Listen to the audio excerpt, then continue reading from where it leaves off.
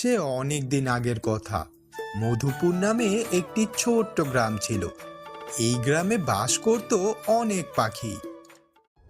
সেই গ্রামের একটি কোণায় বড় একটি গুহায় ছিল এক ডাইনির বাস। রাত হলেই ডাইনি গ্রামের অলিগলিতে ঘুরে বেড়াতো। তাই গ্রামের সব পাখিরা খুব ভয়ে বসবাস করত। কয়েকদিন ধরে ডাইনি গ্রামে এসে শিকার না পেয়ে ফিরে যাচ্ছে।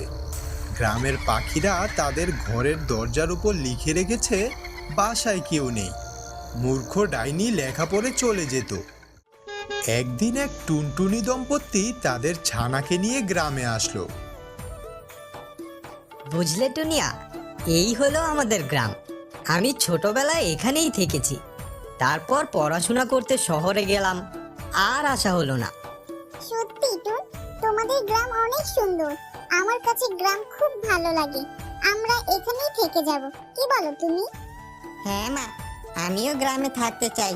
গ্রাম অনেক ভালো, অনেক সুন্দর। ঠিক আছে, তা পরে দেখা যাবে। এখন চলো, ভেতরে চলো সবাই। টুন আর টুনিয়ার কথা শেষ হতে না হতেই সেখানে হাজির হলো গ্রামের অন্যান্য পাখিরা। আরে টুন যে, এই অসময়ে গ্রামে আসলে কেন? তাও আবার তোমার ছোট ছানাকে নিয়ে। কি বলছো কাকা? আমার গ্রামে আমি আসবো না? তা আসবে বাবা, কিন্তু এই ছানা নিয়ে গ্রামে এসেছ, সাবধানে থেকো। না হয় ডাইনি যে ছানাকে নিয়ে খেয়ে ফেলবে। রাতে ভুলেও যেন বাসার দরজা খুলে রেখো না। আর হ্যাঁ, মেইন দরজার সামনে বাসায় কেউ নেই লিখে রেখো। এখন আমরা চলি, সন্ধ্যা হয়ে এলো, আর বাহিরে থাকা যাবে না। কাকার কবুতর টুনকে সতর্ক করে চলে গেল। ওগো, গ্রামের সব পাখিদের কথা আমাদের মানা উচিত।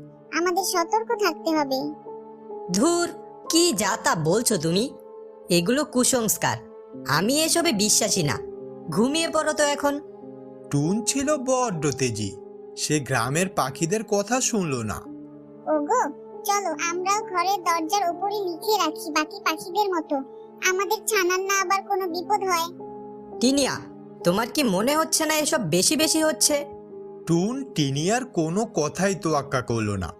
তারপর টিনিয়া টুনের সাথে রাগ করে শুয়ে পড়ল। রাত হলো। ডাইনি শিকারের খুঁজে আবার গ্রামে আসলো।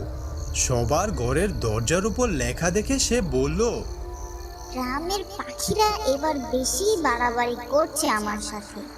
আমি কি প্রতিদিন শিকারের খোঁজে আসবো নাকি? আজ তো শিকার নিয়েই বাসায় যাব। এই বলে ডাইনি কাকের বাসার দরজা জোরে জোরে ধাক্কা দিতে লাগলো আর বলতে লাগলো, দরজা খুল বলছি। খুব জ্বালিয়েছিস আমাকে। বোকা ভেবেছিস নাকি আমাকে? আমি ডাইনি, খাবো তোদের মজা করে। কেউ দরজা খুলল না। তাই ডাইনিটা রেগে যেয়ে আরো জোরে জোরে দরজা ধাক্কা দিতে লাগলো। আমি জানি তোরা বাসায় আছিস, জলদি বেরিয়ে আয়, নয়তো দরজা ভেঙে ফেলবো। সোনা বউ, জলদি চলো, আলমারিতে লুকিয়ে পড়ি। মনে হচ্ছে ডাইনিটা এক্ষুনি দরজা ভেঙে ঘরে চলে আসবে। চলো, আমরা জলদি ওই আলমারিতে লুকিয়ে পড়ি। ওগো, আমি আমার হাঁসটাকে ছেড়ে কিভাবে যাব? আমি যে আমার হাঁসটাকে বড্ড ভালোবাসি। আগে নিজের প্রাণটা তো বাঁচাও, পরে হাঁসকে বাঁচানো যাবে। কাক তার বউকে নিয়ে আলমারিতে লুকিয়ে পড়ল। ডাইনি দরজা ভেঙে ঘরে ঢুকে পড়ল আর এদিক সেদিক তাকিয়ে সেই হাঁসকে দেখতে পেল। ওই তো একটা হাঁস পড়ে আছে, কিন্তু অন্য কাউকে তো দেখতে পাচ্ছি না। এখন কি করব? এভাবে কতদিন না খেয়ে থাকবো? ডাইনি এদিক সেদিক ঘুরে ছানা খুঁজতে লাগলো, কিন্তু কাউকে খুঁজে পেল না। আজ বরং এই হাঁসটাকেই খেয়ে নি। কতদিন কোনো ছানা পাই না। ছানা খেতে যে কি মজা! আহ, যাই, আজ বরং হাঁস খেয়ে ফিরে যাই। মিটি মিটি পায়ে ডাইনি হাঁসের দিকে এগিয়ে গেল আর হাঁসকে ধরে সেখানেই খেয়ে ফেলল। সেই রাতে হাঁস খেয়ে ডাইনি চলে গেল।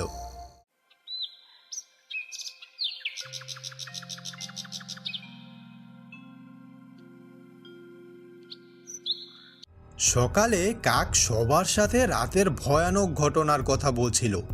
টিনিয়া যাওয়ার সময় সেই কথা শুনে ফেলল। টিনিয়া বাসায় যেয়ে টুনকে সব খুলে বলল, কিন্তু টুন কথার কোনো পাত্তাই দিল না। রাত হলো, আবার সেই ডাইনি গ্রামে ফিরে এলো আর সব বাড়ির সামনে ঘুরতে লাগলো।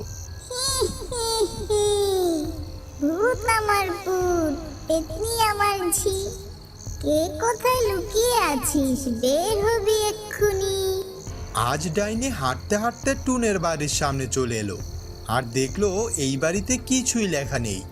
আরে এই বাড়িতে তো কিছুই লেখা নেই, তার মানে এখানে কোনো না কোনো ছানাকে নিশ্চয়ই পাওয়া যাবে। বাহিরে ডাইনির কণ্ঠ শুনে টুন আর টিনিয়া তো খুব ভয় পেয়ে গেল। দেখলি, আগেই বলেছিলাম গ্রামের পাখিদের কথা মতো চলি, কিন্তু তুমি তো আমার কোনো কথাই শুনলে না। এখন কি হবে আমাদের? ওই ডাইনির হাত থেকে কিভাবে বাঁচবো আমরা? আমি তো ভেবেছিলাম সব কিছু মিথ্যে, এখন তো দেখছি সবাই ঠিকই বলেছিল। ডাইনি জোরে জোরে দরজা ধাক্কা দিতে লাগলো। আমি জানি তোরা বাসায় আছিস, জলদি বেরিয়ে আয়, নয়তো দরজা ভেঙে ফেলবো। ডাইনির কথা শুনে টুন ও টুনিয়া ভয়ে কাঁপতে লাগলো। টিনিয়া, জলদি চলো, প্রাণে বাঁচতে চাইলে আমাদের এক্ষুনি পালাতে হবে। টুন টিনিয়াকে নিয়ে জলদি সেখান থেকে চলে গেল, কিন্তু ছানার কথা তারা দুজনেই ভুলে গেল। ডাইনি দরজা ভেঙে ঘরে ঢুকে পড়ল, আর তখন ছানা মা করতে করতে সেই রুমে আসলো। বাহ, ওই তো কি মিষ্টি একটি ছানা। আজ এই ছানাকেই নিয়ে যাব, কয়েকদিন রেখে বেশ মজা করেই খাবো।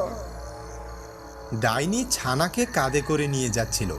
ছানার চিৎকার শুনে সব পাখিরা জানালা দিয়ে দেখছিল, ভয়ে কেউ কিছু বলতে পারছিল না। টুন আর টিনিয়া বাড়ির ছাদ থেকে দেখলো ডাইনি তার ছানাকে নিয়ে যাচ্ছে। দেখো টুন, দেখো, ডাইনিটা আমার ছানাকে নিয়ে যাচ্ছে। তুমি কিছু করো, আমার ছানাকে বাঁচাও। টুন ভয়ে কাঁপতে লাগলো, আর টিনিয়া তখন তাকে বলল, কি হলো এখন? কোথায় তোমার সাহস? এখন ভেজা বিড়াল হলে কেন? সরি টিনিয়া, আমার ভুল হয়ে গেছে, আমায় ক্ষমা করে দাও। তোমার সরি তোমার কাছেই রাখো, আমার ছানাকে যেভাবেই হোক বাঁচাতেই হবে। তোমার মাথা ঠিক আছে তো?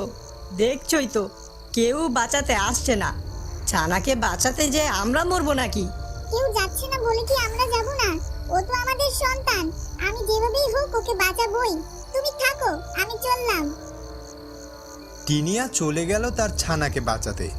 অন্যদিকে টুন টিনিয়াকে ডাকছে। টুন যে গ্রামের সব পাখিদের কাছে সাহায্য চাইছে। কে কোথায় আছো? আমার সাহায্য করো, আমার ছানাকে ডাইনি তুলে নিয়ে গেছে। আমার টিনিয়া ওই ডাইনির কাছে গেছে, তোমরা সবাই তাকে বাঁচাও। আগেই বলেছিলাম তোমায়, আমার কোনো কথা তো শুনলে না, আর কাপুরুষের মতো নিজের মেয়েকে ওই ডাইনির হাতে তুলে দিলে। এখন যাও, নিজে যেয়ে বাঁচাও। আমার যে অনেক বড় ভুল হয়ে গেছে, তোমরা যেভাবেই হোক আমার বউ আর ছানাকে বাঁচাতে সাহায্য করো। বেশ, চলো, আজকে এই ডাইনির একটা ব্যবস্থা করতেই হবে। টুন ও গ্রামের বাকি পাখিরা হাতে আগুনের মশাল নিয়ে ডাইনির গুহার দিকে এগিয়ে যাচ্ছে। টুনের তার বউ ছানার জন্য খুব চিন্তা হচ্ছিল। অন্যদিকে টিনিয়া ডাইনির গুহায় ঢুকে দেখে ডাইনি তার ছানাকে একটি খাঁচায় বন্দি করে রেখেছে। ডাইনি, ভালোই ভালোই বলছি, আমার ছানাকে ছেড়ে দে। পুচকি পাখি তুই, এত বড় সাহস তো আমার গুহায় এসেছিস। তুই তো দেখছি তোর মৃত্যুকে দাওয়াত দিয়ে আনছিস। তবে আজ তুই আমার হাতেই মরবি, দাঁড়া তবে। টিনিয়া এই কথা বলতেই ডাইনি খপ করে টিনিয়াকে হাতে নিয়ে নিল। ডাইনি টিনিয়াকে যেই না খেতে যাবে, অমনি দেখলো আগুনের মশাল হাতে নিয়ে অনেকগুলো পাখি তার গুহার দিকে এগিয়ে আসছে। আরে মরে গেলাম তো, এতগুলো পাখি মশাল নিয়ে আমার গুহায় আসছে। ডাইনি টিনিয়াকে রেখে জলদি সেখান থেকে পালিয়ে যেতে চাইলো, আর অমনি কাকিনি এসে ডাইনির লেজে আগুন লাগিয়ে দিল। ডাইনি চিৎকার করতে করতে পালিয়ে গেল। টিনিয়া জলদি যেয়ে তার মেয়েকে উদ্ধার করে আনলো। টুন খুব করে টিনিয়ার কাছে ক্ষমা চাইতে লাগলো। সেদিনের পর থেকে গ্রামে ডাইনির উৎপাত একদম কমে গেল, আর সবাই সুখে শান্তিতে